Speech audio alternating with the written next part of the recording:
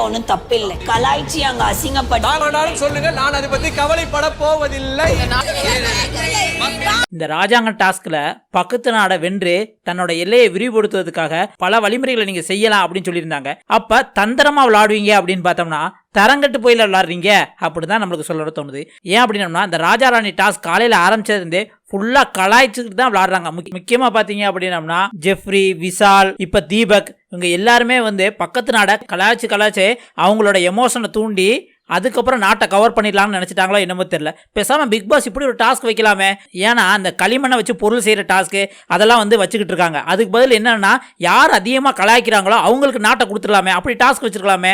ஏன்னா அப்படி வச்சா தான் இந்த கண்டஸ்டன்ஸ்க்கெல்லாம் சரிப்பட்டு வரும். ஆக்சுவலி என்ன நடக்குது அப்படி பார்த்தீங்கன்னா சௌந்தர்யா ராணியோட பணிப்பெண்ணா அவங்க வாளுக்கு பதில் குச்சின்னு சொல்லிட்டாங்க போலுக்க. அதை தீபக் சொல்லி காமிச்ச உடனே சௌந்தர்யா பயங்கரமா டென்ஷன் ஆகி ஒரு வார்த்தை தெரியாம இப்படி சொல்லிட்டு நீங்க அதை சொல்லியே கலாய்ப்பீங்களா அப்படின்னு அதுக்கு தீபக் நீங்க இதை வச்சு என்ன வேணாலும் சொல்லுங்க, அதை பத்தி நான் துளி கூட கவலைப்பட போறதில்ல அப்படின்னு கத்தி சொல்றாரு. மஞ்சரி இதை நல்லா புரிஞ்சுக்கிட்டு நாட்டினோட அமைதியை குலைப்பதற்காக பல செயல் செய்யப்பட்டு இருக்காங்க அப்படின்னு சொல்றாங்க. இதுல இருந்து நம்மளுக்கு ஒரு டவுட் வருது, ஒருவேளை பிக் பாஸ் எதுவும் சீக்ரெட் டாஸ்க் எதுவும் கொடுத்துருக்காங்களா, அவங்கள கலாச்சே அவங்க நாட்டை கைப்பற்றுங்க அப்படின்ட்டு தெரியல. ஜெஃப்ரி தான் பங்குக்கு நல்ல ராணிமா, நல்ல பணிப்பெண்ணுமா, நல்ல தளபதி, நல்ல மக்கள்னு அப்பையும் ஜெஃப்ரி கலாய்க்கிறான். அதை பார்த்து சாச்சனா ராணி செம காண்டாயி இப்போது நீங்க கலாய்க்கவில்லை காலையில இருந்தே கலாய்ச்சிக்கிட்டு தானே இருக்கீங்க அப்படிங்கிற மாதிரி சொல்றாங்க. ஏன்னா ஜெஃப்ரி ஒரு கட்டத்தில் கூட நல்லா ராணிடா, நல்லா சாப்பிட்டு தூங்குறதுக்கு தான் அந்த ராணி லாய்க்கே அப்படின்னு சொன்னதுல இருந்து சாத்தனா செம காண்டாயிட்டாங்க.